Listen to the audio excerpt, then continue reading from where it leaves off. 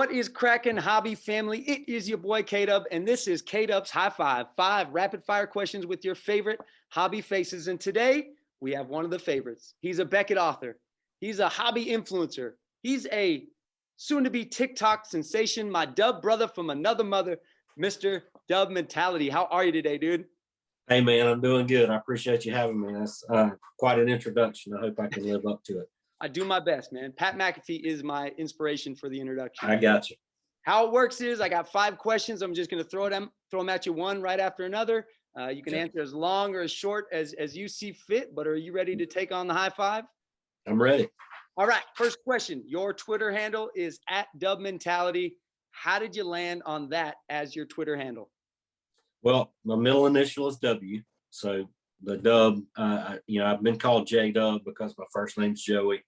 Middle initial is W. So, people have called me J Dub, over the years. But when I started writing back in 2016, 15, 16, a lot of what I wrote about was my thoughts, feelings, my view on life and things like that. And so when I tried to come up with a name for my blog, I had Dub ready to go. Yep. But then I was thinking about, what I'm writing about is my thoughts, my mentality. And so I went with Dub Mentality and it stuck. And so I've used it for everything now, my Twitter, TikTok, just kind of stuck with me. So, but that's really the original place it came from was, my blog was me writing my thoughts. So I just made it Dub Mentality, my mentality. So I love it, man. I love it. My middle initial is also W, so I get the Dub, as the K-Dub. K-Dub and K-Dub, yep. So, all right, question number 2 here. When you think about your kind of hobby journey for yourself personally, who would you say has been your biggest influence in your collecting journey or your hobby journey? Well, I'd have to break it down a little bit, but first, my biggest influence was actually my mom, because my dad was an over-the-road truck driver. He spent a lot of time on the road, and during the week, me and my mom would watch the Braves, in the 80s, and just, I learned about the players. She loved all those guys, Glenn Hubbard and Rafael Ramirez, all those guys. And, my first pack of cards was because me and my mom were watching games. And my favorite player as a kid, before Ron Gant came along in the late 80s, was Ozzie Smith. And that was because my mom loved Ozzie Smith. And we got to see, we had the Cubs and we had the Braves. They were the 2 national teams that you could watch at any time. And anytime they played the Cardinals, it was just fun watching Ozzie. So, my mom helped me kick off this whole thing, way back in 1986 or so. But along the way, there've been a lot of influences, in the hobby from a writing standpoint and from getting involved with Beckett. Obviously, Eric Norton has been a huge, influence for me. We became friends in 2017, and that friendship really grew to beyond just cards. We don't even talk about cards, when we talk, and it's been a little while since we talked. I know he's busy all the time, but he sort of guided me through the early stages of the actual industry side of things. I was able to stay with him when I went to the industry summit in 2019, and just become a really good friend, a personal friend, and so he's been one of those major hobby influences of this whole Twitter life that I have, with writing for Beckett and having the following that I do and kind of getting eyes on my stuff. Eric was a huge part of that. But there's so many guys along the way from a writing standpoint to collecting, that I could talk about. A lot of blogs that I've read over the years, Night Owl Cards and a lot of those old schools that Chris Harris. Just hobby legends in my mind. So, there's a lot of guys along the way, but just started this. My mom helped me get this started.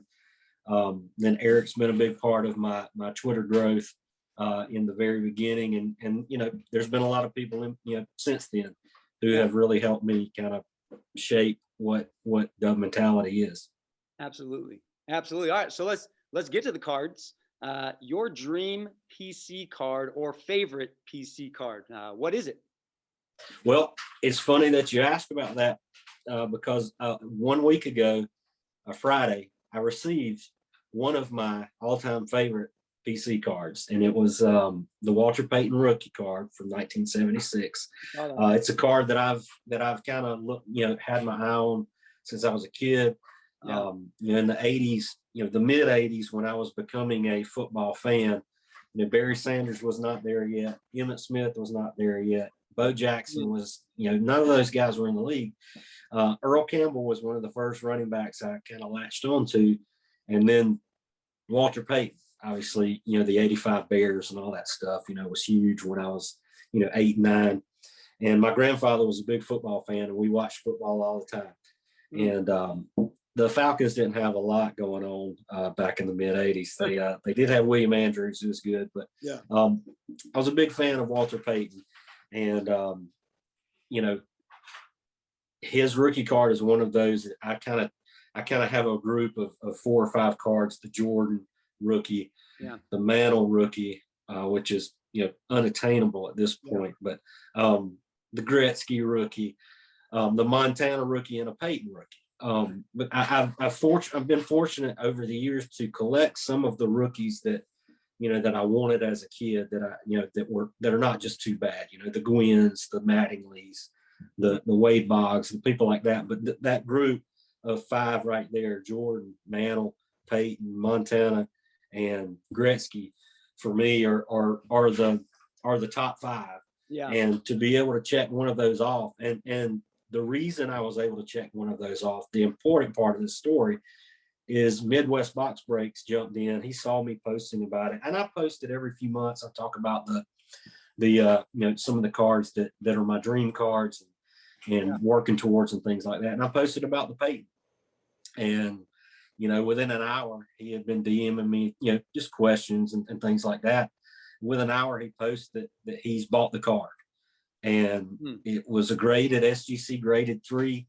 I told him up front, when we were initially talking, he was like, I told him that I'd seen them at shows, I've seen them in card shops, but I've just never really been able to say, okay, I'm buying it.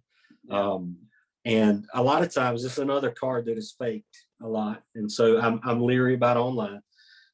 But I said, I never really cared about what condition it was. It's just one that I've worn. And so, when he showed me that, I was like, that's more than I could ever want. And so he and several of the people within his community, they do a lot of racks. I know there's a lot of great, pockets of the community that do great things. You included in the group that I've been involved with you guys. And, within an hour, he had raised money, bought that card, and was having it shipped. And so a week from the time that I posted that this was one of my Grail cards, I had it in my hand, and it was thanks to being with Midwest Box Breaks and all the great people that he got to support it. And I got a list of the people who supported it, and I was blown away by the number of people that jumped into it, because you see a lot on Twitter. There's a lot of negativity all the time, and people arguing and trying to tell people how to collect, whatever the case may be. But when you see a group of people step up and say, hey, I want to throw in a couple of dollars for a card for this guy who I don't know anything to. I just want him to have a good mail day. To see that, is always a humbling experience, and always something that kind of sticks with you and makes you thankful that you're part of this community, and it makes you want to help others. So I think it's a great thing. I can't believe how fast that happened. It was like I didn't see the tweet that Ben sent that night until the next morning, and so I saw it, and then his next tweet was, "Hey, we're good." I mean, how fast things. He told me, and like I say, the only word I can come up with is humbling. To have people that obviously, if you give $2, $3, $4 for somebody that you don't know to help them buy a card, then either they've meant something to you, or you care about them, or you care about the positivity in the hobby. So seeing people that wanted to do that is a tremendous sight, from the inside, looking at it happening. Absolutely. And when he told me, he said I had to turn people away. Yeah. I mean, you don't, it helps you not to take things for granted in the community that you're in when something like that happens. Absolutely. I totally agree. And I think in my opinion, which take it for what it's worth, I think in football, the football icon card, as I would say the Griffey Upper Deck is baseball kind of iconic card, or the mantle. I would say for football, it's got to be that Walter Payton rookie. So I think you got the Grail football rookie, man. So I feel like I do, and it's in the fireproof, and one of these days, we're looking at getting buying a house in the next year or two. One of these days, I'm going to have my own little, showcase, and that's going to be in the very center of it. So I'm in the same boat. I'm in the same boat with you. All right. Now, instead of cards, let's talk product. Money's not an option. You got all the riches in the world. You got to buy one box of cards. What are you buying and why? It's hard for me not to say the 86-87 basketball set, Fleer basketball. Yep. Obviously, you've got the Jordan, but what makes that set so special is it's got so many guys that are considered rookies because, basketball skipped a 5-year period of having basketball cards that, it's Drexler and Akeem Olajuwon and Patrick Ewing and, you name it from the late 80s, and their rookie card is in that set. Yep. Bird and Magic was a little before that, so they have their 80 and 81 stuff. But all of the guys that I grew up watching that were at their peak in the early 90s are rookies in that set. And I love those guys, Akeem and Clyde and Karl Malone. And, you name it, their rookies are in there. And so just obviously you want to pull the Jordan.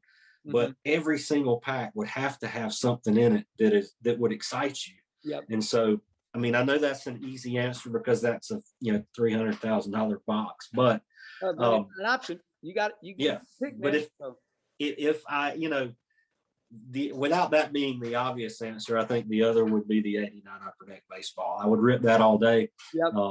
I don't care how many juniors I pull. I did not pull one when I was a kid. Yep. And I pulled one later in life, and I pulled it, I was in my 30s, and it felt like I was a kid when I pulled it because it was such an iconic card. Absolutely. And so I could rip that, all day as well. That's awesome. All right. Last question here. So you, obviously you do a ton on Twitter. You're not just one kind of pocket of Twitter.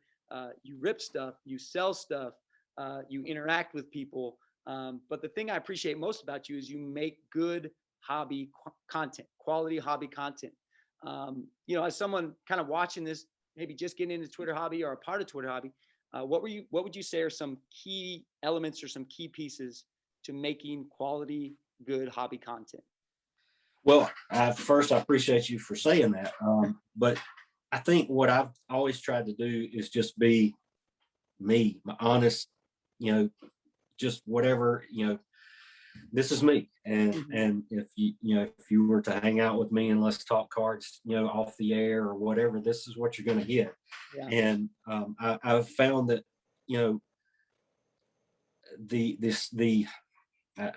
how to say this, because I don't want to exclude or anything, but the community that I want to be a part of has always embraced what cards mean to people, what they mean to you. Obviously, there's a whole nother level of value and things like that. And as you mentioned, I sell cards too, so I appreciate that. I appreciate people who are able to sell and things like that. But my passion is truly opening a pack of cards and having a memory associated with those cards. I open, I'm sitting here with a box of, nobody would ever buy these, but I have a box of 1989 Topps League Leaders Super Glossy baseballs. It might 88 or 89. I mean, and I will sit and open that, and every card will have, I say every card, most cards will have some sort of tie into it that is, takes me back to somewhere. I have my camera sitting on a box of 91 Leaf and 90 Bowden. that I haven't ripped. And so I think what I've found, what I've tried to do is to present cards the way I see them. And the content that I produce is this is what cards can mean to you. This is what they mean to me. This is why they're important. Not this is why they're valuable, or this is why, I invest in cards, or whatever the case may be. There's a segment for that, and more power to it. But my approach has always been, this is what cards mean to me.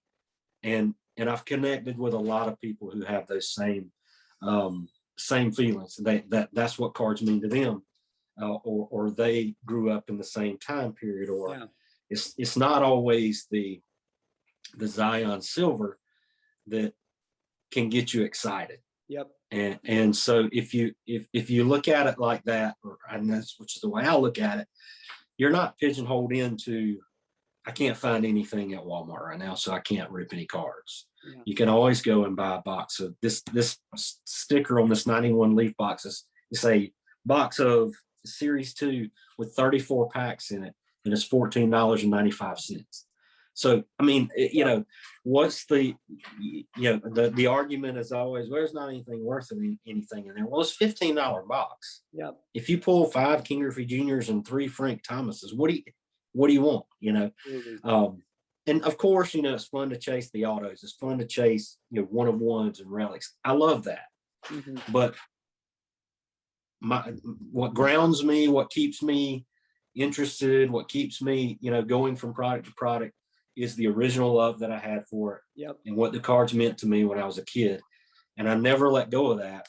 Yeah. Because for one, I've never grown up, I guess. But two, it's when you grow up, you become, you've got responsibilities, you've got kids that you got to take care of, you've got bills to pay, you've got all these things that weigh you down.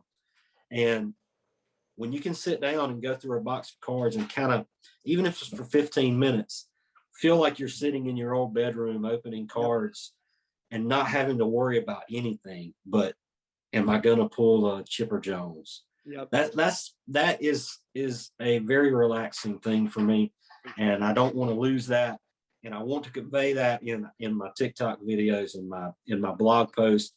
All of that, my work for Beckett, all of that focuses on those sets that were meaningful to me. Absolutely. All right, I got a bonus question for you. 30 seconds. You kind of alluded to it. A lot of times on Twitter, there's some negativity and some drama, maybe some beefs. But I got to say the longest running beef has to be between you and Mr. Nate Gunderson. 30 seconds. How did it start, and will it ever end? Well, it's been going on now for 4 years. We're going on 5 for 2022. It started with this whole hook 'em horns thing. And it was exacerbated when Georgia played Texas in the Sugar Bowl, and Texas won in a game that I can still consider an incomplete game because we had a bunch of guys sit out. So it was really more like an exhibition. But me and Nate feud all the time about the Longhorns and Georgia, and now they're fixing to probably be in the same conference. Yep. So I don't see it ending anytime soon. Okay. But I will say, and you're welcome to delete this and edit it out of this post, but Nate is a wonderful guy. I've been able to text with him personal issues. He has texted with me. We call each other. We've been out to dinner. He is a super guy, super collector, and we'll give you the shirt off his back. But if this gets released, I will deny it, until I'm blue in the face. I wish I had breaking news on this. Yeah. So anyways, I gotta conclude it there, man. We got to do a K-Dub high five here at the end. So high five here. I appreciate you so much joining me today. You guys can check out Dub Mentality on Twitter and other social media platforms, as well as he has a blog that he does. You can also follow me if you're bored at Mr. K-Dub. Remember to be the good to the world, as Dub shared. A lot of good goes into this hobby, so make sure you are joining in and being a part of that good. But thanks so much for joining me, brother. And thanks for having me, man. This is a demo sound of free intro. electromusic.com.